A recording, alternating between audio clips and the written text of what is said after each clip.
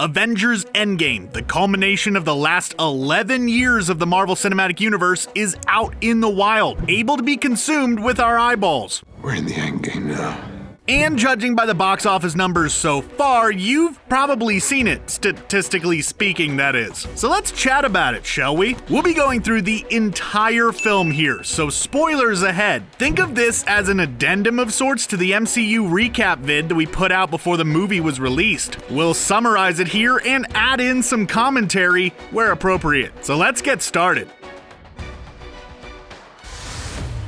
The film opened in easily the most depressing way that it could have possibly opened. We get to see Clint Hawkeye Barton and his family having a lovely picnic out near their home, while Barton trains little Barton on how to shoot a bow. He even jokingly calls her Hawkeye at one point as a possible hint to the Young Avengers, maybe, possibly, kinda. Here's to hoping. Of course, exactly what we think is gonna happen, happens. They turn to dust after Thanos snaps his fingers in Wakanda. This serves as a very shocking introduction to the film that almost perfectly sets up the tone that the first act will wallow in, crushing sadness and deep feelings of failure, which is something that the next section of the film highlights well, showcasing the movie's penchant for balancing humor with its darker tone as we see Nebula and Tony Stark surviving in the depths of space, bonding over a paper football game despite the fact that they were in a hopeless situation. Luckily, as it turns out, all hope was not actually lost, as Captain Marvel arrived just in time to save them from starvation, at least save Tony from starvation. Does Nebula actually need to eat, being all cyborgish and whatnot? Something to think about. She helps them get back to Earth where the remaining Avengers, along with Pepper Potts, are waiting for them. This is followed by a little spat between Tony and Captain America, showing that Tony still harbors a lot of anger over the events of Civil War. Even more so, actually, since he blames the team being divided for Thanos being able to win. Can't really argue with him on that point. The team, minus Tony of course, discover that Thanos had recently used the stones a second time on a far-off planet and figured, hey, now we know where he is. Let's get that fancy glove of his and snap everyone back. So they all hop onto the Guardians of the Galaxy's starship and shoot off across the cosmos. Take a second to think about this from Cap's perspective. He was born in the 1920s. To him, it wasn't that long ago he was playing with a ball and stick for fun, and now he's in space. That has just gotta blow his mind. Anyways, they make it to Thanos' farm and interrupt his dinner, which is just kind of rude, guys. Turns out, though, that they can't really take the stones from him because the last time he used them to destroy them so that the temptation to use them wouldn't be there. That makes sense? This doesn't sit too well with the team, and Thor finally shows that he learned his lesson from the last time and goes for the head. Flash forward 5 years. Yeah, 5 years, which means that this film takes place in 2023, since the beginning was set a month or so after Infinity War that was set in 2018. Math. At this time, the team is spread to the wind. Rocket and Nebula are off gallivanting across the galaxy, as is Captain Marvel, while James Rhodes is on the trail of Barton, who has been spending the last few years hunting down criminals who survived the decimation. All this with Natasha Romanoff running things back at Avengers HQ.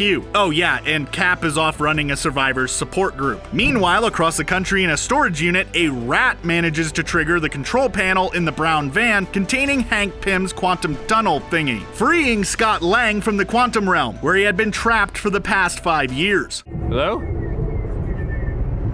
Ha ha, very funny. Learning what had happened, he makes his way to Avengers HQ, where he explains to an understandably befuddled Cap and Romanoff that, while it had been 5 years for them, it had only been 5 hours for him, since time works differently in the quantum realm. So wait, wouldn't that mean that Janet Van Dyne and Ant-Man and the Wasp should be significantly younger, since she only would have experienced like a few days or so during her time being trapped in there? Guess this is one of those things that works best if you just don't think about it too hard. Any hooser, Lang then poses an interesting and admittedly fairly bonkers solution for the situation that the world currently finds itself in. Flippin' time travel. Talking about some straight up H.G. Wells stuff here. Plan is to go back in time, grab the stones before Thanos does, return to the present, and snap all of the people taken in the decimation back to existence. Bingo bango. One tiny problem though, for all this to work, the team would need a certified genius to figure out how to properly traverse the quantum realm. And with Hank Pym currently able to fit in a Hoover, that really only leaves them with one option: Tony Stark. Cap, Romanoff, and Lang head out to meet up with Stark at his lakeside home to discuss the idea with him, though he's not a fan and refuses to help, stating that he wouldn't want any potential changes to the timeline to mess with what he has now, specifically his daughter. The trio instead turn to Bruce Banner, who, by this point, has figured out how to reconcile his two halves, Banner and the Hulk, becoming what is essentially Professor Hulk. He agrees to help with their whole effort to build a time machine, though he notes that it's not really his area of expertise. Though without Stark, he is their best bet. With some hope that this crazy plan may actually work, the team sets about gathering the remaining members from across the globe. Rocket and Banner head out to Norway, specifically an area known as New Asgard, where they find a drunk and much fatter Thor, still reeling from his failure to stop Thanos. Also, we get to see that the best character in the entire MCU survived. Ah, heck yeah, you know I'm talking about Korg. After some convincing, Thor reluctantly goes with them back to Avengers HQ, mainly because he is promised beer. Over in Japan, Barton was just getting done brutally finishing off a crime lord when Romanoff shows up. He's not super thrilled about seeing her, being that, he's kind of gone a bit off the deep end, and no one wants their friends to see them like that. When she brings up the fact that he may be able to bring his family back, though, he pretty quickly jumps on board and signs up. After taking some time to break down where, and more importantly, when each of the stones could be found, the team split into several groups.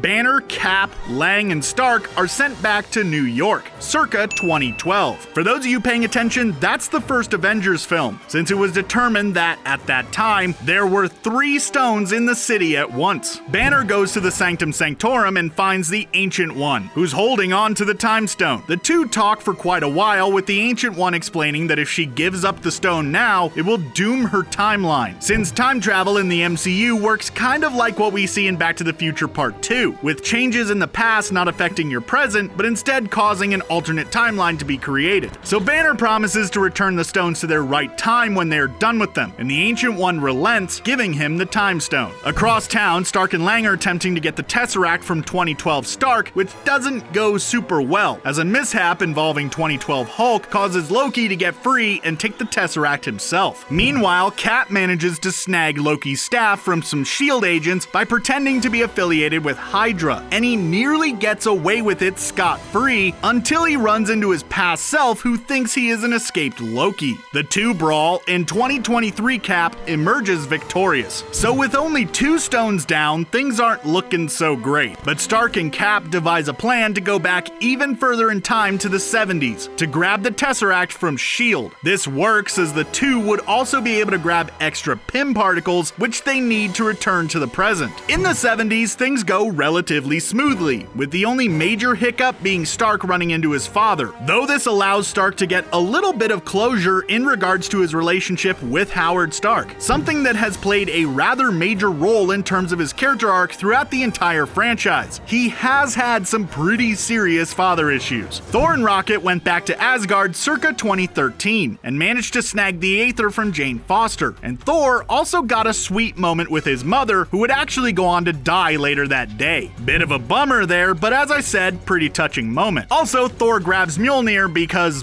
why not? Romanoff and Barton find themselves on Vormir in 2014 and learn from Red Skull, just as Thanos did in Infinity War, that one of them must sacrifice the other in order to gain the Soul Stone. Obviously, the two fight about this, as both of them believe that they should be the one sacrificed. After a bit of a tussle, Romanoff ultimately wins out, throwing herself off the cliff to her death, gaining Barton the Soul Stone. That same year on the planet Morag, Nebula and Rhodes intercept Peter Quill and knock him out before he can acquire the Power Stone, claiming it for themselves. Nebula's presence in the past does cause a bit of an issue though, as her past self's Wi-Fi connection or whatever it is freaks out, since 2 of the same IP exist on the network, which is apparently a no-no. So she learns about her future self, and Thanos sends her forward in time disguised as 2023 Nebula after capturing the future version of herself. I hope that you're following along pretty well because some of this time travel stuff does make this a little bit confusing, but I'm sure that you've got it figured out.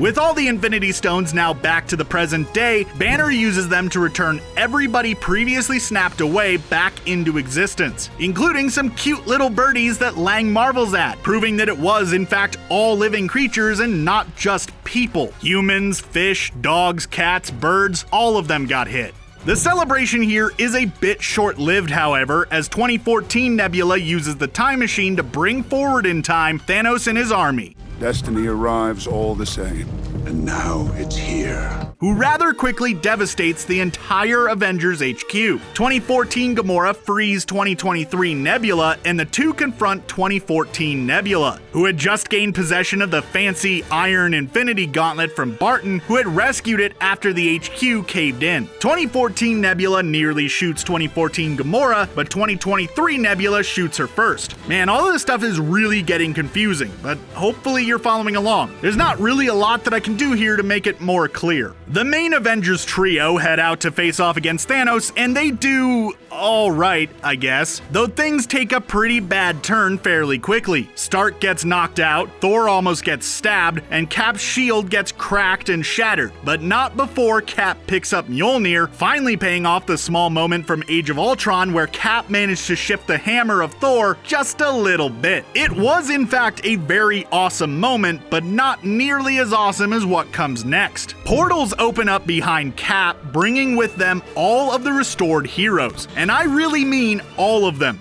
Basically, every living character makes an appearance here, from the big stars like Black Panther, all the way down to the supporting heroes like Wong and Korg. Even Pepper Potts makes her presence known, rocking her own suit of armor. A major battle ensues, pretty much giving all of us Marvel fans all of the awesome superhero-y imagery that we could possibly hope for. Lang and the returned Hope Van Dyne attempt to get the quantum tunnel in the van to work so that they can restore the stones to the past. But Thanos puts a stop to that pretty quickly. Even Captain Marvel herself can't keep the stones away from him, as he is able to claim the gauntlet and attempt to snap his fingers like his future self did in Infinity War. Captain Marvel stops him the first time, and Tony Stark steps up and tackles him. Both heroes fail to stop him from snapping, however, though this time nothing happens, as Stark had taken his chance and stolen the stones right from under his nose, and he goes and snaps himself, dusting both Thanos and his army like he did so many innocents before.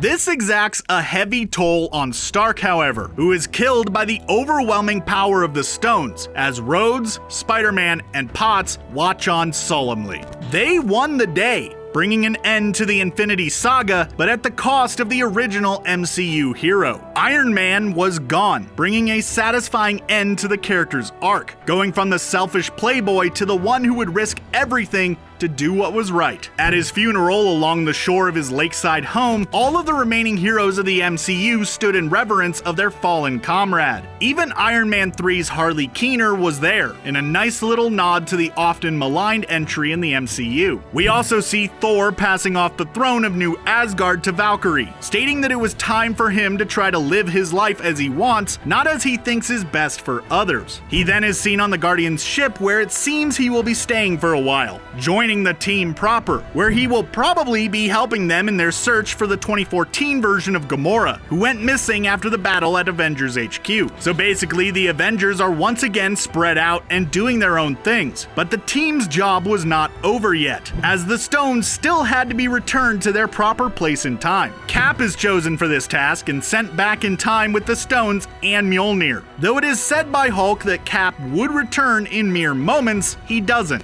Instead, Falcon and Bucky spot an old man sitting by the lake. Investigating, they discover that it is, in fact, an older Captain America, who had taken the opportunity to go back in time to live the life he always dreamed of but could never achieve. A life with his best gal, Peggy Carter. It was seemingly a good life in the end, a deserved rest for the first Avenger, who brings the film to a close by passing his shield onto Falcon, making him the new Captain America, at least symbolically. And that brings with it the end of not just Avengers Endgame, but also the Infinity Saga as a whole. What is next for the MCU? Well, at this point, all we really know is that Spider-Man Far From Home will open an entirely new chapter in the billion-dollar franchise. We may not know know much, I guess, but you can be sure that we here at ScreenRant are definitely going to be around with all of our commentary and wild speculation. What did you think about Avengers Endgame? Which part was your favorite? What do you think is in store for the MCU moving forward? Let us know down in the comments below, and while you're down there, don't forget to subscribe to ScreenRant for even more great content just like this. Thanks for watching, and I hope to see you at the movies.